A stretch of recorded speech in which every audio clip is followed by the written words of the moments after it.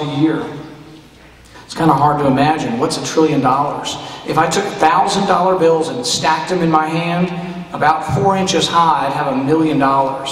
If I took $1,000 bills and stacked them in my hand and I wanted to have $1 trillion, it'd be 67 miles high. $1 trillion is a lot of money. We are spending money at the federal government at $53,000 a second. If you want to see an extraordinary website, get on and look up the national debt clock and just watch it spinning out of control. Why does this matter to you? Because you're going to be stuck with the bills. Someone has to pay.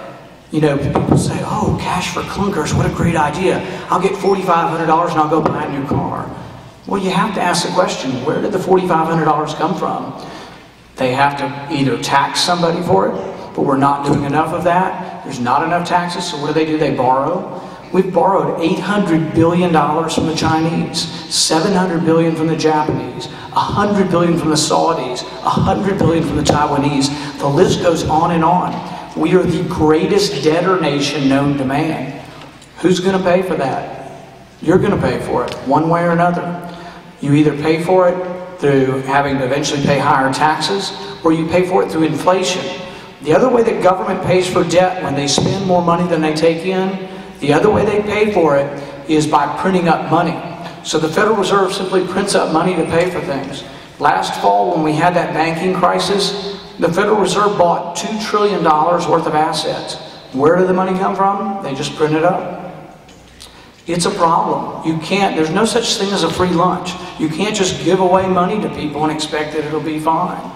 Here's the philosophy of most of your politicians, and some of these are Republican, some are Democrat. Just go to the mall. You know, here's $250 stimulus check. Just go to the mall and spend it, and everything will be okay. Well, how could it be okay if they just give you money that's an illusion? It's not real wealth. It's money that's simply been printed. You will pay for this debt either through higher taxes, more borrowing, but foreigners are at their limits as to how much they'll let us borrow, or you'll pay for it through inflation.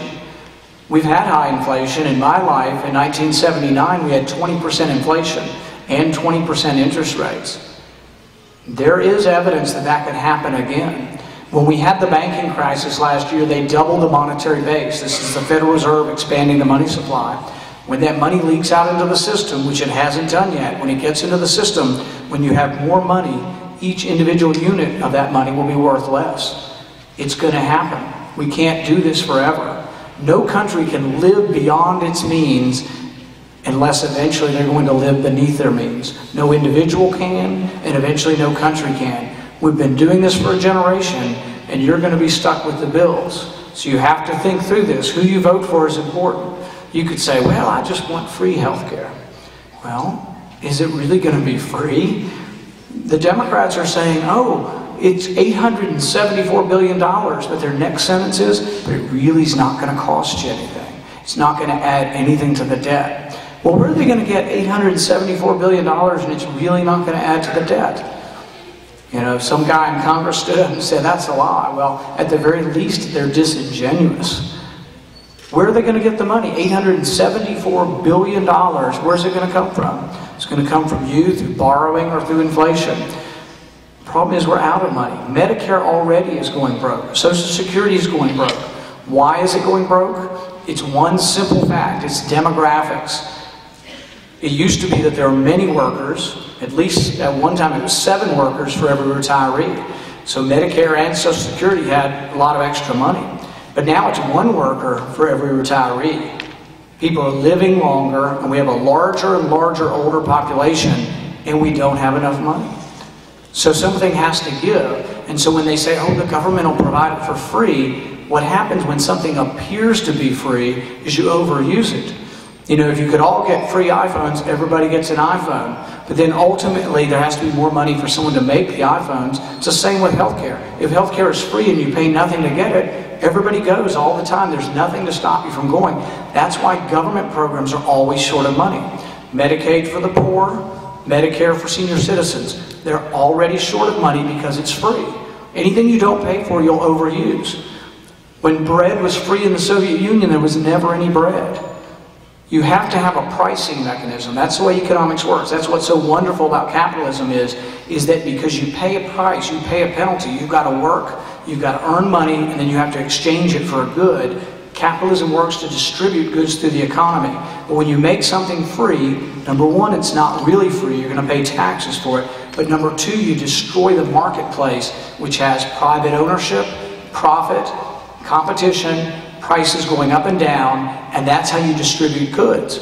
Now, why do you want someone to make a profit? People say, oh, that's a bad word. Someone makes profit. That's horrible. Someone could get rich. You want people to be rich. You want yourself someday to be rich. You want that because profit drives efficiency. The only way you know if a business is any good is whether it makes a profit. And so that's what determines which restaurants survive, which businesses survive, but it also gets the good that they are distributing to the most people because profit guides the distribution of goods. And that's why government never works. If you think government is your savior and that government can do all these things for you and you want your health care to be done by the government, think of FEMA, the Federal Emergency Management Organization. Think of the pictures, and you can recall from Katrina down in New Orleans, the chaos when FEMA was just trying to distribute water. They couldn't even distribute water well. They had a bunch of trailers they bought to house people. No one ever used them. 3,000 trailers sat in Arkansas and are still there to this day. Why didn't they ever use them? Well, there's an ordinance in New Orleans that says no trailers. No one could ever figure out how to change the ordinance, so the trailers never got there. There were prisoners in Baton Rouge who'd been in prison the whole time. They applied for FEMA money. They said they'd been dislocated. FEMA sent them checks in prison. Government is inept. It's better at the local level. It's still inept, but it's better at the local level. The larger government grows, the more inept. Why is government inept? Is it because we have stupid politicians or stupid bureaucrats? No, it's because government doesn't have what private business has. The profit motive, which drives efficiency. So government, by its very nature, is inherently inefficient. But that's why we should have very little done by the government and have as much done as we can by the private marketplace. As you go about thinking about who you're going to vote for if you're old enough to vote and what you want to do, think about your future. Think about, do you want to pay more in taxes to try to provide for those who are unwilling to work? Do you want to pay more in taxes for things that are going to be free? And do you think the jobs will be out there if we keep growing the government sector and we're not growing the private sector? Real jobs come from the private sector, but big government is destroying the private sector. Debts and deficits are destroying the private sector. Big government's not anyone's friend. Big government leads to debt, and debt has to be financed by printing money. That leads to inflation. So whether you're working class, poor, or you're on a fixed income and a senior citizen, you get killed by rising prices. But that's what happens as the government destroys its currency. And it could be more serious than that. There have been civilized countries who have destroyed their currency. In Germany in 1923, the Weimar Republic, you've seen the pictures in your history books, wheeling through the streets, wheelbarrows full of money because the money became worthless. In the space of a month and a half, it was $1 million, 1,000,000 marks for bread, then it was 10 million marks for bread, then it was 100 million marks. By mid-October, it was 100 billion marks. And at one point in time, the money became so worthless that they burned it in furnaces because it was of more value as a fuel than it was as a currency. People say, oh, that could never happen. We've had a historic increase in our money supply. We have historic debts. It could happen to our country. Over half of the US dollars now are overseas. What happens if foreigners become uncertain of our currency and that comes home? You're already seeing that. The Chinese and the Indians are buying gold now because they're wary of our dollar. So you have to think about what's going to happen. You have to think about your future.